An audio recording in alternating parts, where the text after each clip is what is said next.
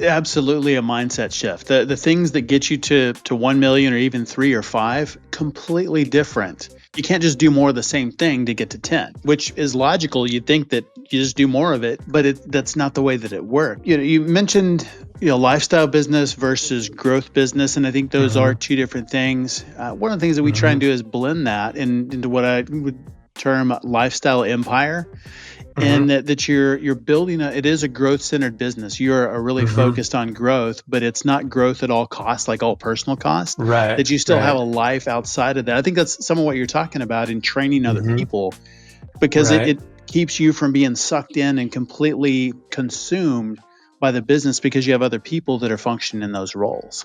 Right. Yeah. Yeah. It's really an interesting nuance. Growing up, I had a front row seat to mom and dad.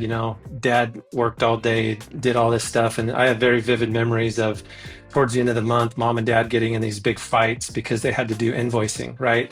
Dad didn't communicate what was done through the month and transfer that information to mom so she could create the invoices and send them out to the customers. And I'm watching this as a kid, and I'm like, man, it can't be this hard, right? It can't be so hard to transfer information from one person to the next. And when you think about a lifestyle business, that's to me that's the American dream. That you create a company, you really optimize it, make it efficient, where it can run without you, so you're not tied to it, right? That's truly the epitome of a wonderful lifestyle in terms of business. But there has to be a component to where your business can be autonomous without you, so you have even more freedom and lifestyle, Yeah. and yet the business still grows. And what I found is that there's a ceiling that a lot of smaller companies hit at certain revenue numbers. Usually it's like a million, three to Yep. 5 million, and 10 million is a big one. To get past 10, that's hard. And it's typically because the owner hasn't changed his paradigm on how to run a business. And I'll give you some examples. If you started your business just on hard work, a legal pad, and a appointment book, that's going to be really hard to scale to $10 million, Yes. because you can't transfer that way of business to three other people, right? And if you're a guy that doesn't really like computers and you'd rather just pick up the phone and meet face to face, that's great. There's a role for you in that business, but it's going to be a struggle for you to be the CEO of a company that's doing $5 to $10 million a year, Yep. because you can't scale that system. So that's really what I'm talking about, is that there's a fundamental way to scale and grow, where you have to kind of change your way of thinking.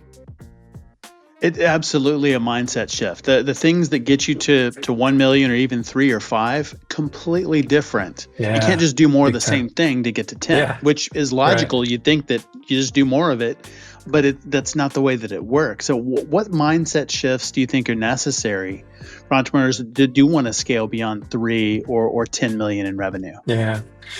Yeah, it's a great question. What I've seen and what I've experienced myself is that we as people tend to limit our thinking. Like, one of Yeah. the things I used to say all the time is, man, there's never enough time in the day. And I would say that, and I'd feel a little guilty about that saying. And I'm like, is that really true? Is there not enough time in the day? And then I would okay, how much time did I scroll? How much time Yes. did I, swing my golf club in my garage, right? It's like, so you really got to think these limiting thoughts through, and really get honest with yourself. I think if my advice to any entrepreneur, any leader is, man, you got to be able to look in the mirror and look at the boogers in your nose and the blemishes on your face, and be willing to do something about that. So number one, you got to be honest. But it's really just understanding that the way that we think, so a man thinketh he Yep. is really the limiting factor. And it can be as simple as, what, I trusted somebody I trusted somebody before and I got burned. Yep. I can't trust anybody. And okay, if that comfort is more important to you than you growing your business, that's great. But stop complaining that you can't grow your business, because Yeah. that's not true.